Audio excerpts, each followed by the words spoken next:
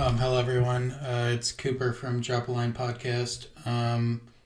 This is very late on Friday night, and Casey is not here to record with me, but I figured that I would just give my thoughts on what's going on with Ukraine.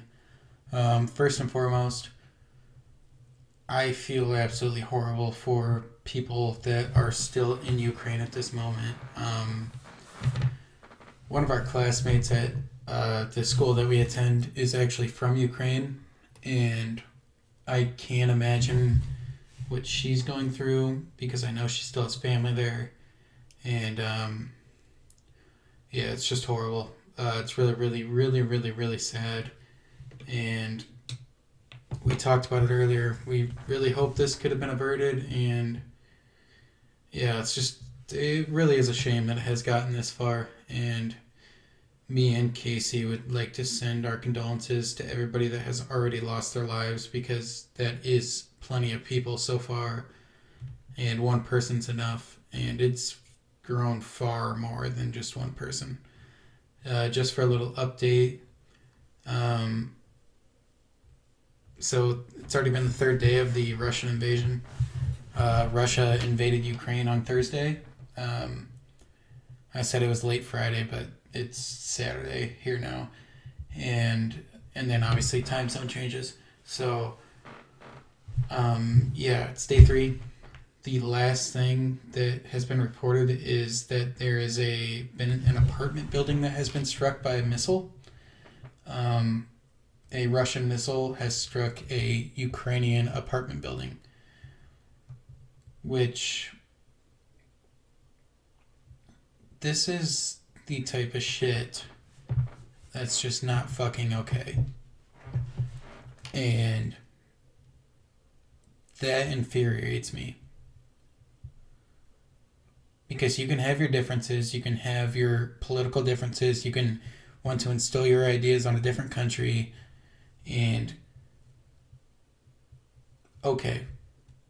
And in this sense, and every sense up to this point, it's not okay because even my opinion would be if America wanted to go take over some, just for sake of ease, let's just say a South American country.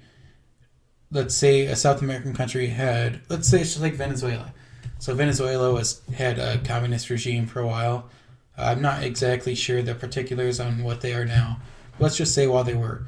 If America wanted to go take them over, that's not okay. You don't do that anymore. And there's a difference between taking them over by force and trying to put people in position that are that favor your ideals, if that makes sense. So there's a difference between pushing a politician that favors your ideals versus going in with arms and going in with military backing and using force to execute your ideals. And that's exactly what Russia's doing. And yeah, it's really not good, boys. There's been fighting on the streets. Basically, in Ukraine, the ages of 18 to 60, they're not 18 to 60, if you're a male, you're not allowed to leave Ukraine right now because they need all the able bodies they can. Man, I was thinking, I was like, 60 is really quite old for this. But that just shows how dire the situation is if you have to rely on 60-year-olds, you know. Yeah, it's just really sad, man. We'll probably cover this further later in the on this podcast. But one thing, and honestly, I really don't want to have any political slants in this because this is sad, and I really, really, really, really hate when people use tragedies to promote their political agenda. So I'm not trying to do this here. What I'm trying to do is give an actual real world literal example of something that's of importance. So the Ukrainian government has been supplying citizens with firearms. Now, relevant to other European nations and nations around Ukraine, Ukraine actually doesn't have that strict of gun control laws before this, but they're strict enough that the government has to give permits out and to lift restrictions to allow their citizens to fight in this war and to defend themselves. And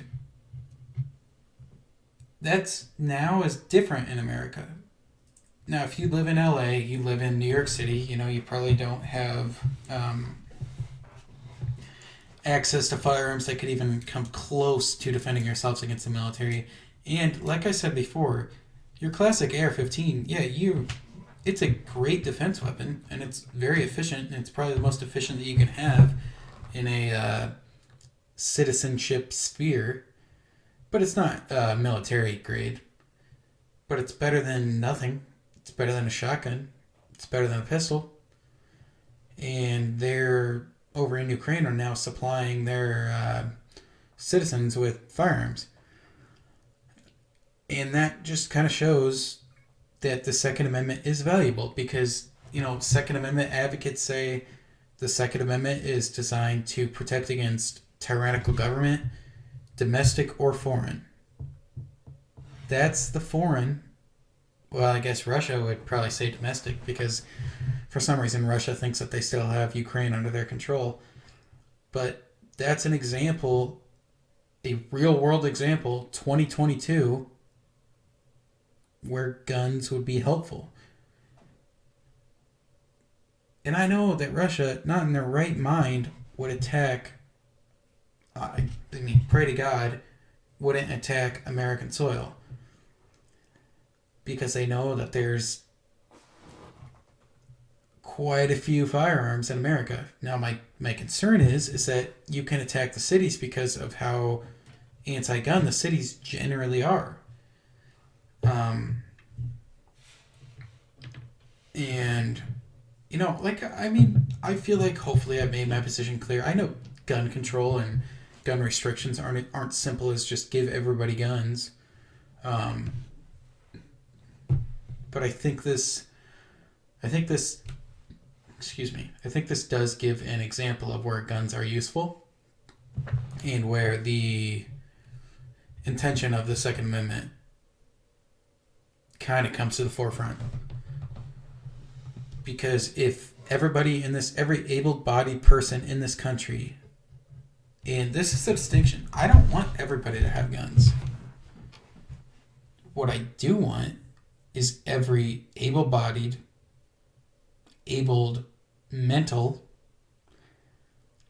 no dangerous felonies, no violent felonies, we'll call them. All of those people, I do want all of them who want to have a gun be able to have a gun. Because I think that could benefit us. Well, I know it would benefit us in a state like this. In a position that Ukraine's in right now, for instance.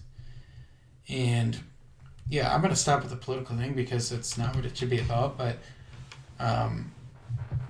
it does bring up a good point. But, I just feel for them. I wish it didn't come to this. I really don't want to put American boots on the ground over there. But I can't stand to see a nation get slaughtered if that's what it gets to. There's reports of over 1,000 Ukrainian deaths already. That's just... it's just horrible, guys. Like I said, I feel so bad for those people over there. It's really eerie and chilling because there was popular YouTube videos going around where there was interviews in, I want to butcher the name, I think it's Kiev. It's Kyiv. It's the capital city of Ukraine. There was interviews and they were saying, I don't think Russian invasion is coming. If it is, we're going to stay here. We're Ukraine, we're strong, we're going to be okay. There's a battle going on while I was in class today. That's 8 hours ago in that city. I mean, countless lives have been lost already. Really, it's just a shame. I hope it comes to a quick resolution. I don't see how it does now, and I still stand by my statement that if it comes to American soil, I'll be lacing up the boots. And I hope that most people listening to this would do the same. So you guys have a good night. It's just a little quick one about the situation that's going on. Yeah. Thank you guys for listening. I appreciate it a ton.